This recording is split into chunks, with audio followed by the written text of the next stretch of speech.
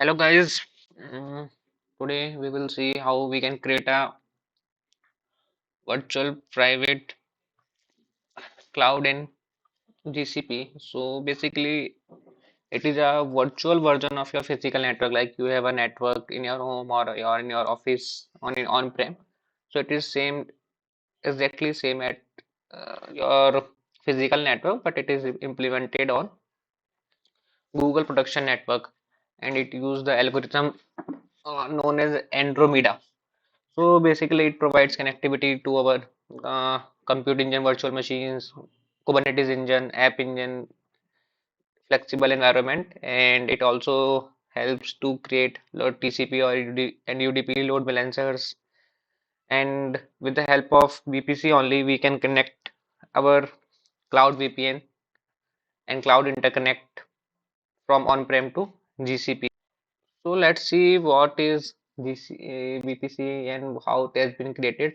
So basically, VPC is a global resource. So once you create a VPC, it is a kind of a global resource, and there are subnets inside it, which are regional resource. So I think you must know about what are regions and zones in GCP. So like our VPC is global resource, subnets are regional, and that subnets are span over all the zones. So like if we suppose we have a region known as Mumbai, so it has a different subnet, and for Delhi location we can have a different subnet. So what will happen that each subnet defines a range of IPv4 addresses. Also we can now also enable IPv6 also. So let's see what are the options in it. So whenever you create a new project, you will get a default VPC automatically created for you. It will be created by Google for you. So let's go inside the default VPC and see what are the options we have inside it. So you can see it as auto subnets. It is a regional VPC. So if you go inside it, you will see that in every region we got a subnet. So basically it will create a subnet in every region. Like right now it has created in 35 regions. So Google has right now in 35 regions. So in all the regions there is a subnet with /20 range. You can see this range. In all the regions we have a specific IP range from which we can use this IP range to create our instances, our GKE and app engine flexible environment. So we can disable this if you like, if you want that this specific default VPC will not be created whenever you create a new project. You want it only, you want to create only manually, or like you want create a auto VPC or or we can say custom VPC. So you can disable it. To disable it, you can go to your organization policies, and inside it you can find the constraints. Inside the constraint, you can just go inside it and disable that. So what will happen after to create a new project? There will be no option for creating the. So then there will be no new VPC created automatically for you. So we have seen this. Also, it has some firewall rules are automatically attached to it. We can see that also it has routes. Like say if we go to VPC firewall rules, we will see that four firewall rules has been attached to it for INCMP. Default allow internal, so all the internal traffic can flow inside your VPC. RDP for Windows and SSH for Linux. So like suppose you want to isolate um, two you have two VMs and you want to isolate that they cannot communicate with each other. So you can put them in different VPC. So you can put them in VPC A and VPC B. So they both can communicate inside the private range. So if they want to communicate, they have to go over the internet. I hope you understand. So now let's see what are the options when we create a new VPC network. So we can click on this create VPC network. So you have to give a name. We can give any name we want. So like I will go with test name. Can give a description. Now there's an option if you want to enable IPv6 range. Like you already know maybe that IPv4 will get lost in coming years because all the traffic is now right now increasing on the internet. So maybe organizations are moving towards from IPv4 to IPv6. So if you want to test this feature, you can test. So if you enable this, so what will happen?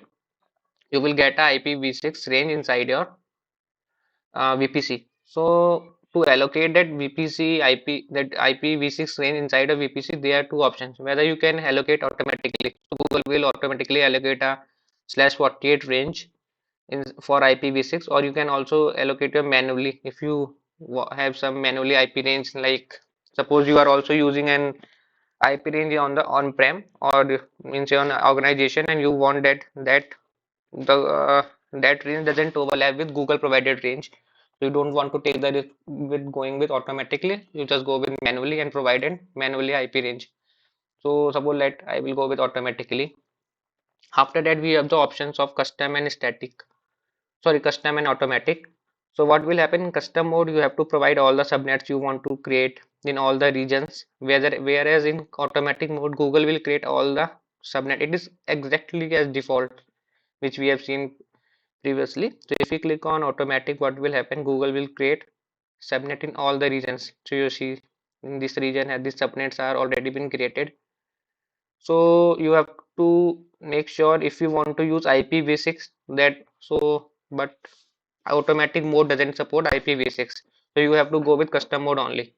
You can see that option has been gone away as soon as I selected the automatic option. So let's go back with custom ones. So see this option gets came back again. Now I can try to add a new subnet. So I give a name test one. Description you want to give, and region you can select in which region you want to create. You can create multiple subnets in a single region also as soon as their IP range doesn't overlap. So I will select Asia South one. After that I have option whether I wanted a single stack and dual stack. So it means basically single stack means I will get only IPv4. If I select dual stack, I will get both IPv4 and IPv6. So let's try with IPv4 and v6. So I have to provide IPv4 range. So let's give it 192.168.1.0/24. That's okay. After that, we have two options for IPv6, whether we want external IP or internal IP. So internal IP basically means it is being routed over inside your VPC network. It can go over the internet. So like if you want to use IPv6 inside your VPC and you wanted to VMs can communicate inside your VPC via internal IP, so you can choose that and it will get /64 range. But if you want that publicly routable IPs, that IPv6 can be routable over public IP address, so you can select external IP also. So you have to make sure you can select only one, whether internal or external. And so let's try with external IP. After that, we have an option of private Google access. Basically, it is used when you want to access that Google APIs privately, like you have a VM, compute engine VM running, and you want to access the Google cloud storage, let's suppose, but you don't want to go over the internet. You want to access that specific cloud storage via private IP address inside the Google network. So you can enable this option. So if you enable this option, you can access your Google Cloud storage from a VM which doesn't have a public IP address also. After that, we have option to create flow logs. Flow logs just capture the traffic inside. You can give the sample rate and interval, how much interval it will take, like 5 seconds, 30 seconds, 5 minutes. You can put this configuration, but it will also cost you because it will create so much of logs. So you have to take care how much means how aggregation interval must be there and what will be the sample rate. So sample rate for 50 means half the logs will be captured and will be saved in cloud, in your cloud storage, or wherever you created the sync, or in cloud logging I will say. So let's suppose uh, we don't need as of now, so we will off this also and click done. Also, if you want, you can go, we can add one more subnet in the same region only. Let's see. So previously we have added in Asia South one. Let's see where we have added. It is Asia South one, yeah, correct. So go inside it. And we will add one more subnet in Asia South one. So let's try to use the same IP range to test whether we can use the same IP range or not. We have put it that, and you can see that we have an option in each subnet whether we want a dual stack or single stack. It is not to a VPC. You have to just enable the IPv6 at the VPC level, but in the subnet level you have the option to enable or not. Okay, so let's click on done. It will create an issue later on. As of now, let leave it. After that, these are the okay. One thing I also missed, that you can also create a IP secondary IPv4 range. So if you click here, you can give a subnet name and a secondary IP range. You can call it allies IP. Basically, it is used for Kubernetes. When you create a Kubernetes cluster, so your pods and services will use this IP range. So we will leave this as of now. Okay, after that we have four IPv4 rules. If we want, we can use it. Otherwise, you have to create it manually later on if you want to parse the traffic. So first one is, as we can see, test allow custom. So what basically it will do, it will allow the traffic to flow between your subnets. So you don't have to configure any other rule, and it allow all roles and ports. So if you want to block this any specific traffic, you can create one more rule with priority lesser than this. So means like if you create a priority with 100, so that rule will take precedence over this rule. After that, we have a rule for ICMP, then RDP, then SSH. We can use these rules or not, depends totally upon you. After that, these are two rules which we cannot delete, but or not, we can even not disable this. This is automatically generated rules. One is deny all ingress. To basically means that any traffic cannot be reached to your VMs until you create a new rule with lower priority than this. And one is means allow all egress, means any traffic can leave your VM or your network, and it is always allow, it is always deny. So you have to take care this of these two rules. After that, we have option of dynamic mode. So it is can be regional or global. So basically, it used when you use cloud routers, or when you create a cloud router with BGP. So then it came handy when you want to exchange the routes. So if it is regional, so this specific region routes, like when you create a cloud router, you have to choose a region. Like I have created Mumbai location, so only Mumbai location routes will be shared with my cloud VPN or cloud interconnect. But if I make it global, see, suppose I will make it global, so what will happen? From the Mumbai region, I can share routes of all the locations, all the 35 regions from the Mumbai region only.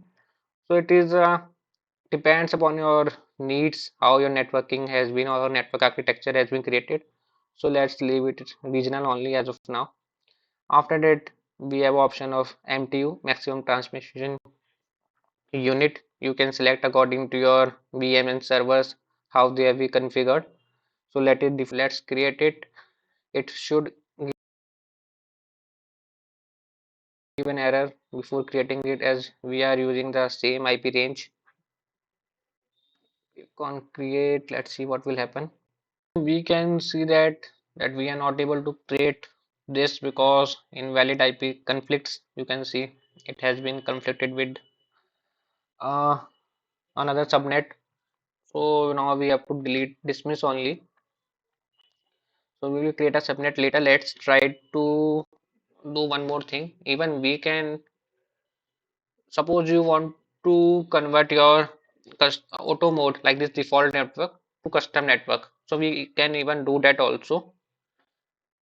So let's click on edit, and there's an option to make it custom. So once we make it custom, so it will be converted from auto mode to custom mode. But you have to be take care that it is only a one-way conversion. You cannot convert a custom network into a auto mode network. So you have to be sure what you are doing. So let's cancel it, and let's create again a VPC network with proper configuration. Let it give a name. Same, we will give IPv6 automatically. This is give a name.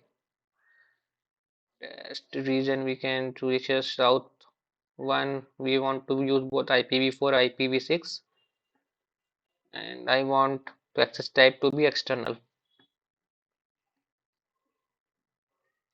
Okay, done. Let it be, and let's create. So our subnet has been created. You can see that it has also we have been provided with that IPv6 address. So let's go inside it and see the configuration. So okay, we have used internal IP range. Okay, okay, we have this is internal for VPC, and we have used as for subnet. We have used for external IP range, which is /64. So now let's create a create a VM with it. So let it. So our VM, our VPC subnet is in Mumbai location, Asia South one. So choose that. Leave all the things default. Just we have to go to networking and see the options. To go to networking part, this is our network interface. So we will just edit, change to test one and choose our subnetwork. So you can see it is already showing both the IPs. This is IPv4 and this is IPv6. So still we have the option whether we want IP stack, single stack or dual stack. So we just select this option. You can see it is already be allocating IP v4 address, and also it will allocate a IPv6 for us. Click on done, and we will create our VM.